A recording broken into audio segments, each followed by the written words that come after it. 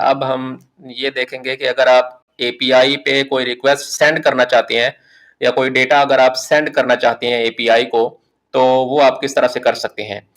अब जाहिर है कि जब भी आप किसी एपीआई पे कोई डेटा सेंड करते हैं तो in most of the cases आपको उसकी एक्सेस भी होनी चाहिए, कि आपको ये अलाउड होना चाहिए कि आप किसी एपीआई के किसी यूआरएल पॉइंट को हिट कर सकें और उसको अपना डेटा सेंड कर सकें और फिर वहाँ पे वो आपका डेटा जो है वो सेव्ड हो। तो इसके लिए ऑथोराइजेशन रिक्वायर्ड होती है, मीन्स कि आपका एक अकाउंट होना चाहिए और फिर एपीआई के अंदर आपकी एप्लीकेशन जो है वो रजिस्टर होनी चाहिए। तो वो थोड़ा सा कॉम्प्लिकेटेड प्रोसेस बन जाता है कि आप किसी एपीआई पे अपने आप को रजिस्टर करवाएं, फिर वहाँ पे एप्लीकेशन रजिस्टर करवाएं। तो वो थोड़ा सा एडवांस टॉपिक हो जाएगा, जहाँ पे हम जस्ट इसका एक कॉन्सेप्ट या थ्योरेटिकल वे के अंदर इसको डिस्कस करेंगे कि अगर आप किसी एपीआई को अपने वर्डप्रेस प्लगइन के अंदर इस्तेमाल करना चाहते हैं तो उसके लिए अगर आप स्पेसिफिकली पोस्ट की रिक्वेस्ट सेंड करना चाहते हैं या डिलीट की रिक्वेस्ट सेंड करना चाहते हैं तो उसके लिए वर्डप्रेस आपको कौन कौन से फंक्शंस प्रोवाइड करता है। तो यहाँ पे मेंशन्ड है the same helper methods WP remote retrieve body etc are available for all the HTTP method calls and utilized in the same fashion। तो जब हमने गेट रिक्वेस्ट को स्टडी किया था तो कोड के अंदर अगर आप देखें तो यहाँ पे हमने जो रिस्पॉन्स रिसीव किया था गेट रिक्वेस्ट का, उसके लिए हमने WP_remote_get का फंक्शन यूज किया था, ठीक है। और फिर इस रिस्पॉन्स की अगर हम बॉडी गेट करना चाहते हैं तो उसके लिए हमने ये वाला फंक्शन यूज किया था WP remote retrieve body। इसी तरह अगर आप उसका स्टेटस कोड गेट करना चाहते हैं तो WP remote retrieve response code। इसी तरह अगर आप उसका हेडर किसी स्पेसिफिक हेडर की इन्फॉर्मेशन को गेट करना चाहते हैं तो ये वाला फंक्शन हमने यूज किया था। इसी तरह अगर सारे हेडर्स की इन्फॉर्मेशन को यूज करना चाहते हैं तो ये फंक्शन हमने इस्तेमाल किया था। तो ये वाले जो फंक्शंस हैं बॉडी को गेट करना और HTTP रिस्पॉन्स कोड को गेट करना या किसी स्पेसिफिक हेडर की इन्फॉर्मेशन को गेट करना या सारे हेडर की इन्फॉर्मेशन को गेट करना, तो ये वाले जो मेथड्स हैं या फंक्शंस हैं ये सब में कॉमन होंगे, चाहे आप गेट का फंक्शन यूज करें या पोस्ट का मेथड यूज करें या डिलीट की रिक्वेस्ट सेंड करें या जो भी आप चेंज करें, वो ये वाला फंक्शन जो है वो चेंज होगा, बाकी ये जो फंक्शंस हैं ये सेम रहेंगे, ठीक है। तो यही इसने यहाँ मेंशन किया हुआ है। फिर posting data is done using the WP_remote_post function. तो जैसे हमारे पास गेट रिक्वेस्ट के लिए फंक्शन था WP_remote_get, उसी तरह हमारे पास पोस्ट मेथड के लिए फंक्शन है WP_remote_post and takes exactly the same parameters as WP_remote_get। तो जैसे आपकी जो गेट रिक्वेस्ट थी उसके अंदर आपने कुछ पैरामीटर्स पास किए थे, जैसे कि अगर आप गेट रिक्वेस्ट का कोड देखें तो यहाँ पे आपने इसके पैरामीटर्स कुछ पास किए थे, जैसे ये वाले पैरामीटर्स थे गेट रिक्वेस्ट के लिए। मेथड आप पास करते हैं time out, redirection, HTTP version, blocking, headers, body, cookies, ठीक है। तो इस केस के अंदर आपका जो बॉडी का पैरामीटर है ना गेट रिक्वेस्ट के अंदर वो नल होता है, ठीक है। और बॉडी के पैरामीटर के जरिए आप अपना डेटा सेंड करते हैं, ठीक है। और चूंकि गेट रिक्वेस्ट के अंदर हमें कोई डेटा सेंड नहीं करना होता तो इसलिए इसकी जो डिफॉल्ट वैल्यू है वो नल जो है वो इस्तेमाल हो जाती है। और उसके अंदर अगर आपको याद हो तो हमने इस रिक्वेस्ट के अंदर सिर्फ मेथड यूज किया था, अगर हम मेथड का पैरामीटर ना भी यूज करें तब भी ये डिफॉल्ट वैल्यू इसकी गेट होती है। तो जो जो पैरामीटर आप यहाँ पे डिफाइन नहीं करते उनकी जो डिफॉल्ट वैल्यूज हैं वो कंसिडर होती हैं, ठीक है। जैसे कि अगर आप यहाँ पे देखें मेथड बाय डिफॉल्ट गेट होता है, टाइम आउट जो है वो 5 है, रीडायरेक्शन 5 है, HTTP वर्जन 1 है, ब्लॉकिंग ट्रू है, हेडर्स अरे आप यहाँ पे डिफाइन कर सकते हैं कौन कौन से हेडर्स आपने गेट करने हैं। अगर आप नहीं करेंगे तो फिर आपको सारे हेडर्स की इन्फॉर्मेशन मिलेगी, ठीक है। इसी तरह बॉडी नल है, बॉडी के जरिए आप वो डेटा सेंड करते हैं जो आपने पोस्ट रिक्वेस्ट के अंदर यूज करना होता है। क्योंकि गेट रिक्वेस्ट के अंदर आपने कोई डेटा सेंड नहीं करना होता इसलिए इसकी डिफॉल्ट वैल्यू नल ही यूज होती है। इसी तरह कुकीज अगर आप सेंड करना चाहते हैं तो वो आप इस अरे के अंदर सेंड करते हैं। तो जो WP_remote_post का मेथड है तो इसके भी जो पैरामीटर्स हैं वो सेम होंगे जो कि WP_remote_get के पैरामीटर्स हैं, ठीक है। लेकिन इसमें फर्क क्या होगा कि इसके अंदर आपका बॉडी का पैरामीटर भी इस्तेमाल होगा, जबकि गेट के केस में इसकी वैल्यू नल होती है जो कि हमने प्रोवाइड नहीं की थी। तो यहाँ पे हम क्या करेंगे, बॉडी का एक अरे बनाएंगे, डॉलर बॉडी का एक अरे बनाएंगे और उस अरे के अंदर हम वो सारी इंफॉर्मेशन ऐड करेंगे जो इंफॉर्मेशन हम पोस्ट करना चाहते हैं या जो इंफॉर्मेशन हम उस यूआरएल पे सेंड करना चाहते हैं। ठीक है, तो इस तरह से आप बॉडी का एक अरे बना लेंगे, उसके अंदर जो जो इंफॉर्मेशन आप सेंड करना चाहते हैं, आप फॉर एग्जांपल नेम सेंड करना चाहते हैं, ईमेल, सब्जेक्ट, कमेंट, जो भी इंफॉर्मेशन आप सेंड करना चाहते हैं उनके इस तरह से कीज बना के और उनकी वैल्यूज आप यहाँ पे डिफाइन करते जाएंगे और फिर उस डॉलर बॉडी के वेरिएबल को आप बॉडी के पैरामीटर के अंदर के जरिए सेंड कर देंगे और बाकी पैरामीटर्स अगर आप उनकी वैल्यूज को चेंज करना चाहें तो आप उनको डिफाइन कर दें। अगर इनको नहीं आप यूज करना चाहते तो इनको आप रिमूव कर सकते हैं और तो उस केस में फिर इनकी जो डिफॉल्ट वैल्यूज हैं वो कंसिडर होंगी। तो यहाँ पे इसने एक एग्जांपल मेंशन किया है कि उसी तरह आप WP remote underscore post use करेंगे, फिर पहले आप बताएंगे कि आप किस URL पे डेटा सेंड करना चाहते हैं।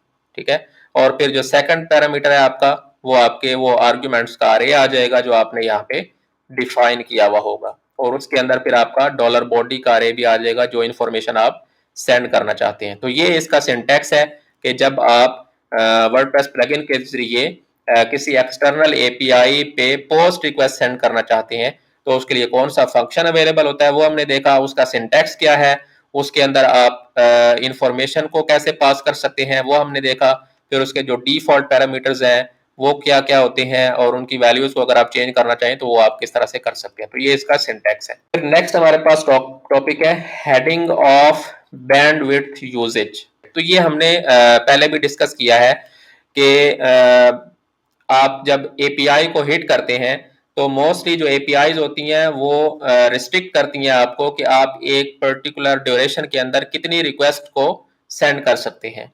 ठीक है, तो आपने इसको एफिशिएंटली इस अलाउड कोटा को इस्तेमाल करना होता है। ठीक है, फॉर एग्जांपल अगर आपको 1 घंटे के अंदर अगर आप उस एपीआई पे सिर्फ 100 रिक्वेस्ट सेंड कर सकते हैं, ठीक है, तो आपने मेक श्योर करना है कि आप इस जो कोटा है ये आपका 100 रिक्वेस्ट का कोटा है इसको आप एफिशिएंटली यूज करें और तभी आप यूज करें जब आपको जरूरत हो। तो वो आप कैसे इंप्लीमेंट कर सकते हैं कि आप पहले उसको हेड रिक्वेस्ट सेंड करें। ठीक है, और ये जो रिस्ट्रिक्शन है ये यूजुअली गेट रिक्वेस्ट पे होती है, हेड पे नहीं होती, क्योंकि हेड के ऊपर आपको कंप्लीट इन्फॉर्मेशन नहीं मिलती, जस्ट उसका उसकी जो मेटा इन्फॉर्मेशन है वो मिलती है। ठीक है, तो आप पहले हेड की रिक्वेस्ट सेंड कर लेते हैं और उसके जरिए आप चेक कर लेते हैं कि क्या जिस इन्फॉर्मेशन को आप गेट कर रहे हैं क्या वो अपडेट हुई है या पुराने वाली है। अगर तो पुराने वाली है तो जो आपकी कैश के अंदर ऑलरेडी सेव्ड होगी वही इन्फॉर्मेशन आप यूजर को डिस्प्ले करवा देंगे और अगर वो इन्फॉर्मेशन अपडेट हो चुकी है तो उस केस में फिर आप गेट रिक्वेस्ट सेंड करेंगे और जो फ्रेश कॉपी है आपकी इन्फॉर्मेशन की वो आप गेट कर लेंगे और यूजर को डिस्प्ले करवा देंगे। और अगर आप हेड की इंफॉर्मेशन को गेट करना चाहते हैं बिफोर इसके कि आप गेट रिक्वेस्ट सेंड करें तो उसके लिए हमारे पास जो वर्डप्रेस फंक्शन प्रोवाइड करता है वो है wp_remote_head। ठीक है, तो जैसे हमारे पास wp_remote_get का फंक्शन था उसी तरह wp_remote_head का फंक्शन है। तो गेट रिक्वेस्ट सेंड करने से पहले आप क्या करते हैं, हेड रिक्वेस्ट को सेंड करते हैं और हेड रिक्वेस्ट के अंदर आप इन पैरामीटर्स को चेक करते हैं और फिर आप ये मेक श्योर करते हैं कि क्या आपको गेट रिक्वेस्ट सेंड करनी चाहिए या आपको कैश से वो इंफॉर्मेशन डिस्प्ले करवानी चाहिए। तो इसको भी हम चेक कर लेते हैं, इस कोड को हम कॉपी कर लेते हैं और यहाँ पे अगर हम इसके नीचे इसको पेस्ट करें और जो हमारी यूआरएल है वो हम ये वाली अपडेट करते हैं इसको और इसका जो रिस्पॉन्स है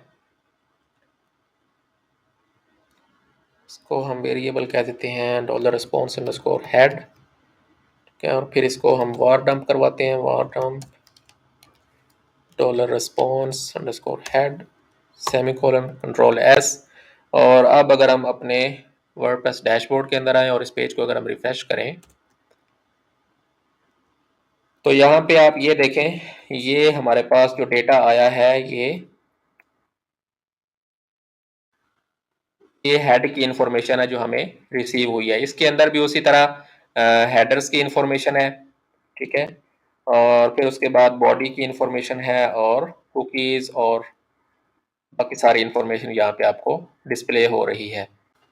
तो यहाँ पे अगर आप देखें तो अब हेड रिक्वेस्ट और गेट रिक्वेस्ट के अंदर डिफरेंस क्या होता है कि गेट रिक्वेस्ट के अंदर आपको बॉडी भी रिसीव होती है, ठीक है। बॉडी के अंदर जो इन्फॉर्मेशन है या जो डेटा है उस रिक्वेस्ट के अंदर जो डेटा आपको रिसीव होना है वो डेटा भी आपको यहाँ पे गेट रिक्वेस्ट के रिस्पॉन्स के अंदर रिसीव होता है। लेकिन जो आपकी हेड रिक्वेस्ट है, हेड रिक्वेस्ट के अंदर अगर आप नोट करें तो जो आपका बॉडी का पैरामीटर ये एम्प्टी है, ठीक है, और ये हमेशा एम्प्टी रहता है, क्योंकि हेडर रिक्वेस्ट के अंदर आप जस्ट उसकी जो हेडर की इंफॉर्मेशन है और दूसरी जो रेलेवेंट इंफॉर्मेशन है, जो उसकी मेटा इंफॉर्मेशन है, वो गेट करते हैं, ठीक है। जबकि आपका जो एक्चुअल डेटा है वो आपको इसके अंदर रिसीव नहीं होता। इसकी बेस पे आप कैशिंग को इंप्लीमेंट करते हैं और इसकी बेस पे, इसकी इंफॉर्मेशन की बेस पे आप डिसाइड करते हैं कि क्या आपको गेट रिक्वेस्ट सेंड करनी चाहिए या नहीं करनी चाहिए। फिर जब आप गेट रिक्वेस्ट सेंड करते हैं तो फिर आपको वो कंप्लीट डेटा रिसीव होता है जिसके अंदर आपकी वो एक्चुअल बॉडी की इंफॉर्मेशन भी होती है जो आप रिक्वेस्ट कर रहे हैं सर्वर से। तो ये इन दोनों का डिफरेंस है। फिर नेक्स्ट हमारे पास टॉपिक है make any sort of request.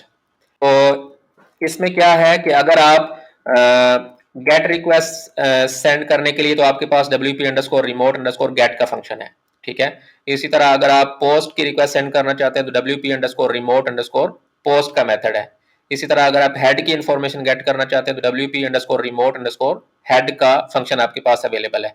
ये तो कुछ डिफॉल्ट मेथड्स हैं जिनको वर्डप्रेस आपको जिनके लिए फंक्शंस प्रोवाइड करता है। अब लेट्स से कि आप डिलीट की फंक्शनैलिटी परफॉर्म करना चाहते हैं, ठीक है, तो उसके लिए वर्डप्रेस आपको कोई फंक्शन प्रोवाइड नहीं करता, बल्कि उस केस में या डिलीट या इससे रेलेवेंट जो और HTTP के मेथड्स हैं जैसे पुट है, अपडेट है या इस तरह के और जो कस्टम मेथड्स हैं उनको अगर आप इंप्लीमेंट करना चाहते हैं तो उस केस में फिर आप wp_remote_request का फंक्शन यूज करेंगे, ठीक है। और फिर इसके मेथड में आप वो बता देंगे जो मेथड आप यूज करना चाहते हैं, ठीक है।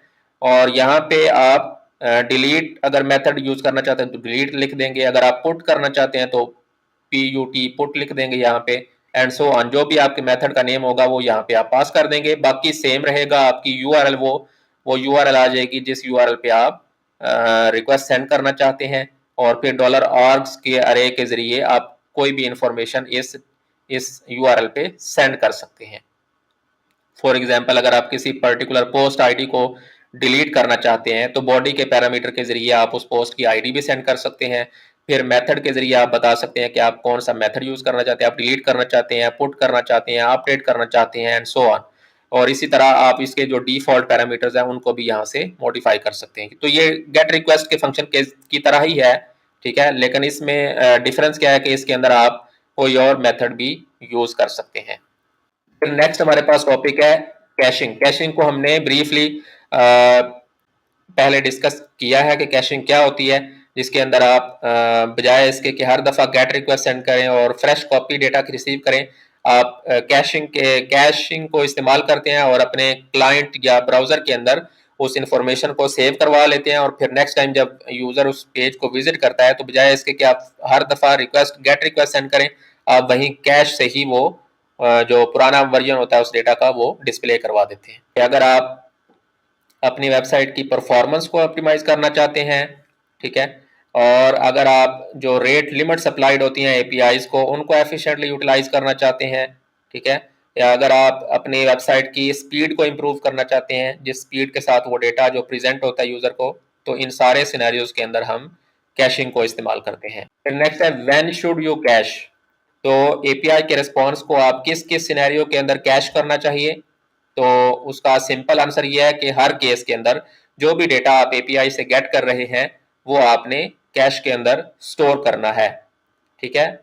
क्यों करना है वो हम ऑलरेडी डिस्कस कर चुके हैं, ठीक है। और किन सिनेरियोज के अंदर नहीं करना, अगर लेट्स से आप कोई रियल टाइम डेटा अपने यूजर को डिस्प्ले करवा रहे हैं जो हर सेकंड के अंदर अपडेट हो रहा है, रियल टाइम के अंदर वो अपडेट हो रहा है, तो उस डेटा को आप कैश के अंदर स्टोर नहीं करते क्योंकि वो हर टाइम पे चेंज हो रहा है। तो इस तरह का जब डेटा होगा तो उसको आप कैश के अंदर स्टोर नहीं करते। या कुछ APIs होती हैं वो स्पेसिफिकली आपको बताती हैं कि आपने इस डेटा को कैश नहीं करना, ठीक है।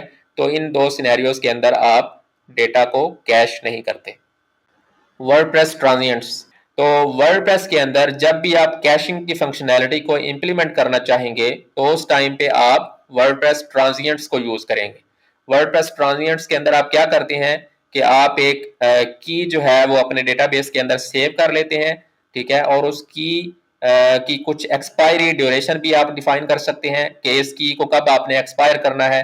तो जब तक वो की आपके डेटा के अंदर सेव्ड रहेगी, इट मीन्स कि आपका जो कैश डेटा है वो यूजर को डिस्प्ले होगा। और जब वो ट्रांजिएंट्स की जो आप रिमूव कर देंगे या वो अपनी ड्यूरेशन के बाद ऑटोमेटिकली रिमूव हो जाएगी, तो फिर उस केस में आपको फ्रेश डेटा जो है वो आप यूजर को डिस्प्ले करवा सकते हैं। और इस चीज को हम किस तरह से इंप्लीमेंट करते हैं, इसके कौन कौन से फंक्शंस हैं, वो हम डिटेल के अंदर देखते हैं।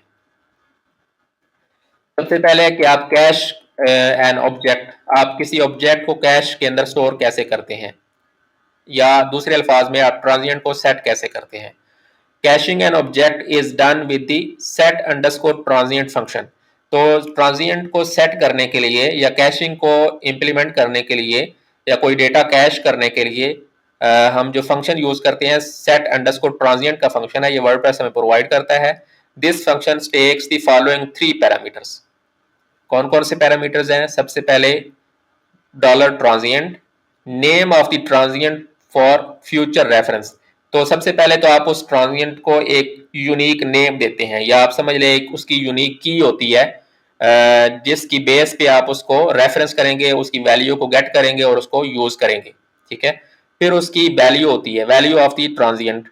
फिर आप बताते हैं एक्सपायर इसको कब करना है, how many seconds from saving the transient until it expires.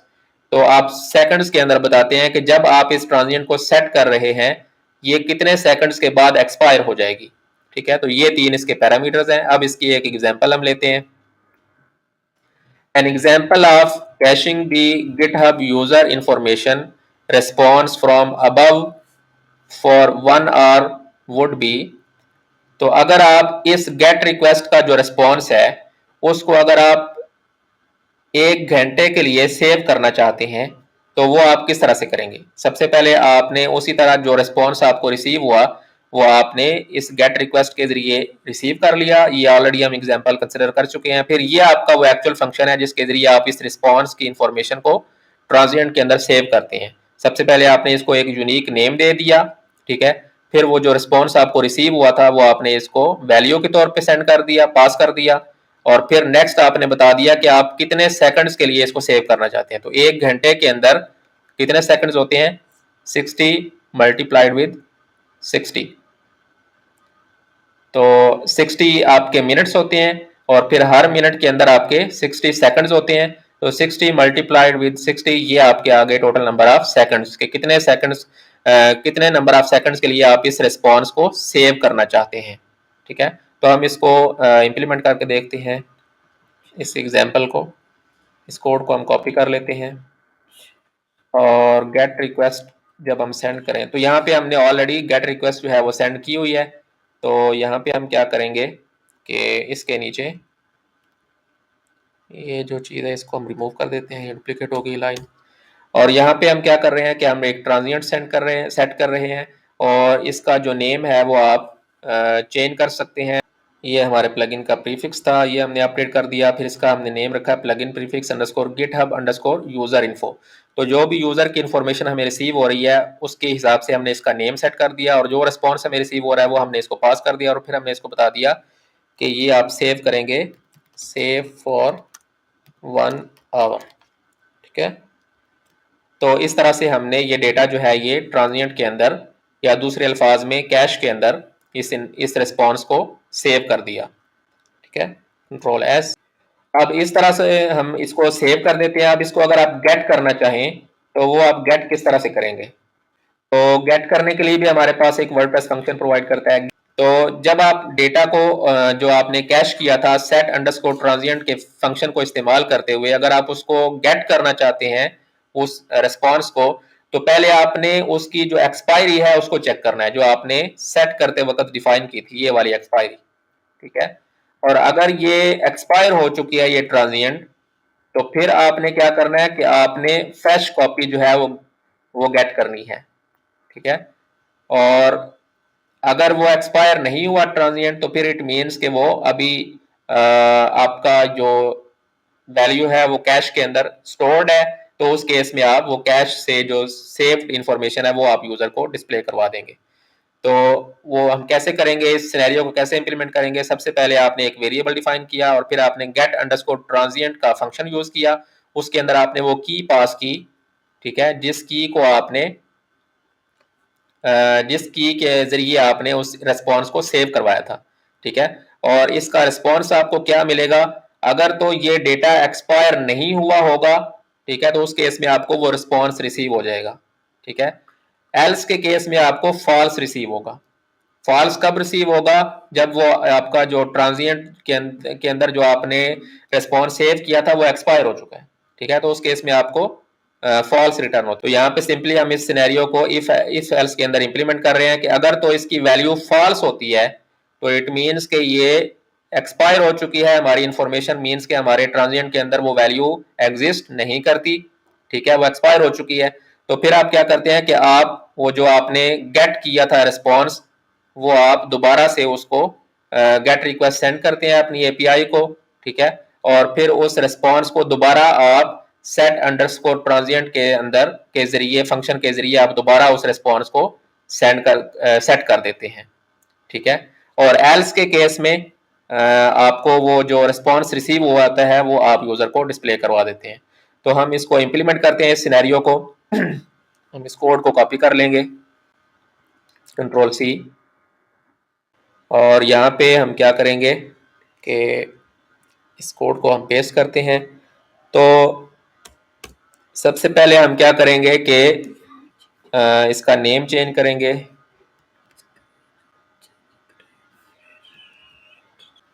तो ट्रांजिएंट की वैल्यू को गेट करने के लिए सबसे पहले हमने उसकी की पास कर दी, जिसकी बेस पे आपने इसको डेटा को सेव किया था, ठीक है। और फिर हमने इफ एल्स के जरिए वो चेक कर लिया कि क्या उसकी इंफॉर्मेशन जो है वो एक्सपायर हो चुकी है या नहीं।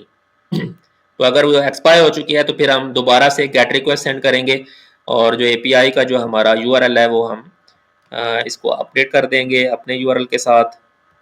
और फिर इसके बाद हम इसको दोबारा से इसकी वैल्यू को सेट कर देंगे और इसका नेम हम रख देंगे ये वाला, और उसके अंदर हमारा रिस्पॉन्स आ जाएगा। और नंबर ऑफ सेकंड्स आप बताएंगे कितने सेकंड्स के लिए आप इसको सेव करना चाहते हैं। तो हम इसको 1 घंटे के लिए सेव करना चाहते हैं, तो 60x60 हमने इसको पास कर दिया। तो अब आपको इस कोड की ज़रूरत नहीं है, इसको हम रिमूव कर देंगे, ठीक है।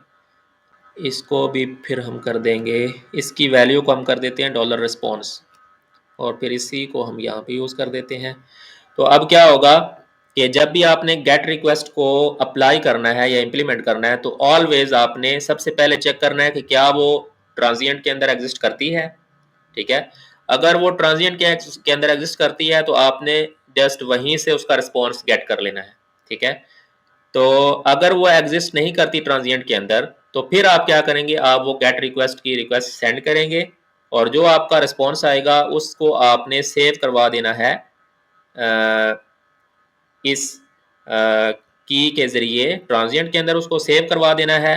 और फिर ये जो रिस्पॉन्स है ये फिर आप आगे फर्दर जो है वो बॉडी के अंदर इस्तेमाल कर लेंगे, ठीक है।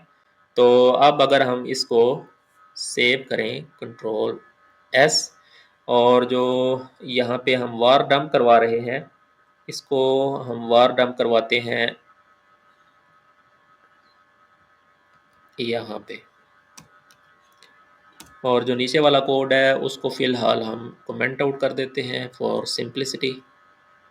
इसको हम कमेंट कर देते हैं और इसको हम करते हैं सेव। इसका नेम चेंज करेंगे वार डंप रिस्पॉन्स, कंट्रोल एस, और यहाँ पे हम वार डंप करवा लेते हैं इनिशियली जो रिस्पॉन्स हमें ट्रांजिएंट से रिसीव होगा। अभी हमने इसको ट्रांजिएंट के अंदर डेटा सेव नहीं किया हुआ, तो इनिशियली हमें इसकी वैल्यू रिसीव होगी फॉल्स, ठीक है। जब फॉल्स रिसीव होगी तो ये कंडीशन ट्रू होगी और ये रिस्पॉन्स हमें हम गेट रिक्वेस्ट सेंड करेंगे, जो रिस्पॉन्स हमें मिलेगा वो हम सेट अंडरस्कोर ट्रांजिएंट के मेथड के ज़रिए सेव करवा लेंगे, ठीक है। और फिर नेक्स्ट हमने वो रिस्पॉन्स जो है वो वार डंप करवा दिया। फिर नेक्स्ट टाइम जब हम अपने पेज को रिफ्रेश करेंगे तो अब ये वाली कंडीशन नहीं चलेगी, बल्कि यहीं पे हमें वो रिस्पॉन्स जो है वो रिसीव हो जाएगा और यहाँ पे हमें रिस्पॉन्स रिसीव होगा, वो वार डंप होगा और फिर नीचे एक दफ़ा फिर हमने वार डंप किया हुआ है तो हमें रिस्पॉन्स जो है वो 2 दफ़ा डिस्प्ले होगा। इसको हम सेव करते हैं कंट्रोल एस और अभी हमारा डेटा जो है वो ट्रांजिएंट के अंदर सेव नहीं है। तो फर्स्ट टाइम जब हम इसको रिफ्रेश करेंगे तो अभी आप देखें हमें रिसीव हुआ है फॉल्स। ये फॉल्स किस चीज़ का है? ये फॉल्स ये वाला है। ये बता रहा है कि ये अभी डेटा जो है वो ट्रांजिएंट के अंदर सेव नहीं था क्योंकि हमने इसको फर्स्ट टाइम रिफ्रेश किया, तो फॉल्स रिटर्न हुआ। फिर जब ये वाली कंडीशन ट्रू हो गई फॉल्स के केस में, तो इसने डेटा फ्रेश कॉपी गेट की और फिर उसको इसने ट्रांजिएंट के अंदर सेव कर दिया और फिर एंड पे इसने हमें डिस्प्ले करवा दिया। तो आप देखें रिस्पॉन्स हमें जो यहाँ पे डिस्प्ले हो रहा है ये एक ही दफ़ा डिस्प्ले होगा। ठीक है, जब हम रिफ्रेश करेंगे तो यहाँ पे हमें वो डेटा रिसीव होगा जो हमने सेट ट्रांजिएंट के वक्त इसको सेव करवाया था। तो हमें वो एक्चुअल डेटा रिसीव होगा और वो डेटा यहाँ पे वार डंप होगा, ये कंडीशन फॉल्स हो जाएगी और फिर नेक्स्ट टाइम ये अगेन हमें जो रिस्पॉन्स ट्रांजिएंट से हमें रिसीव हुआ है वो यहाँ पे डिस्प्ले होगा। तो अब अगर हम इसको दोबारा रिफ्रेश करें तो अब आप देखें यहाँ पे भी हमें वो डेटा रिसीव हुआ है जो हमने ट्रांजिएंट से गेट किया, फिर नीचे एक और दफ़ा हमें ये डेटा यहाँ से दोबारा वही डेटा डिस्प्ले हो रहा है जो हमने ट्रांजिएंट के अंदर से गेट कर रहे हैं। तो इस तरह से आप अपने डेटा को कैश कर सकते हैं वर्डप्रेस के अंदर। आप जब भी एपीआई को कॉल करेंगे तो एपीआई को कॉल करने से पहले आप चेक कर लें कि क्या उसकी इन्फॉर्मेशन ट्रांजिएंट के अंदर अवेलेबल है। अगर वो ट्रांजिएंट के अंदर अवेलेबल है तो इट मीन्स के आपको फ्रेश कॉपी रिसीव करने की ज़रूरत नहीं है। आप वही डेटा जो आपके ट्रांजिएंट के अंदर सेव्ड है वो आप यूज़र को डिस्प्ले करवा देंगे। और अगर वो वैल्यू ट्रांजिएंट के अंदर एग्जिस्ट नहीं करती या वो एक्सपायर हो चुकी है या उसकी वैल्यू रिमूव हो चुकी है तो उस केस में फिर आप क्या करते हैं कि आप एक फ्रेश रिक्वेस्ट एपीआई को सेंड करते हैं, डेटा रिसीव करते हैं और अगेन उसको ट्रांजिएंट के अंदर सेव करते हैं और यूज़र को डिस्प्ले करवा देते हैं। तो इस तरह से आप ट्रांजिएंट्स को इस्तेमाल करके तो वर्डप्रेस के अंदर कैश की जो फंक्शनैलिटी है उसको इम्प्लीमेंट कर सकते हैं। फिर नेक्स्ट जो लास्ट टॉपिक है हमारे पास कि अगर आप कैश डेटा को अगर आप डिलीट करना चाहें और आप तो उसके लिए वर्डप्रेस हमें फंक्शन प्रोवाइड करता है डिलीट अंडरस्कोर ट्रांजिएंट का। ये हम क्यों यूज़ करते हैं कि बाज़ औक़ात ऐसे होता है कि आप फोर्स करना चाहते हैं कि यूज़र को फ्रेश डेटा ही रिसीव हो और जो सेव डेटा है वो यूज़र को रिसीव ना हो। तो उस केस में हम फोर्स करते हैं और इस इंफॉर्मेशन को डेटाबेस से डिलीट करवाते हैं। तो इस फंक्शन को भी हम इम्प्लीमेंट करके देखते हैं। तो लेट्स से इसको हम कंट्रोल सी और यहाँ पे स्टार्ट के अंदर हम इसको डिलीट कर देते हैं। इस जो कि हमने इसको सेव करवाई थी इसको इस्तेमाल करेंगे और इसके ज़रिए हमने इस ट्रांजिएंट को डिलीट कर दिया। अब क्या होगा कि अब वही फर्स्ट वाला सिनेरियो इम्प्लीमेंट होगा। यहाँ पे हमें फॉल्स मिलेगा और ये डेटा फ्रेश रिसीव करेगा और यूज़र को डिस्प्ले करवा देगा क्योंकि हमने जो ऑलरेडी एग्जिस्ट करता था डेटा उसको हमने डिलीट करवा दिया है। तो अब इसको अगर हम सेव करें कंट्रोल एस और अब अगर हम अपने डैशबोर्ड के अंदर जाएं इसको अगर हम रिफ्रेश करें तो यहाँ पे आप देखें हमें फॉल्स रिसीव हुआ है क्योंकि वो ट्रांजिएंट डिलीट हो चुकी थी और नेक्स्ट फिर उसने फ्रेश कॉपी इसकी गेट करके तो हमें यहाँ पे डिस्प्ले करवा दी है।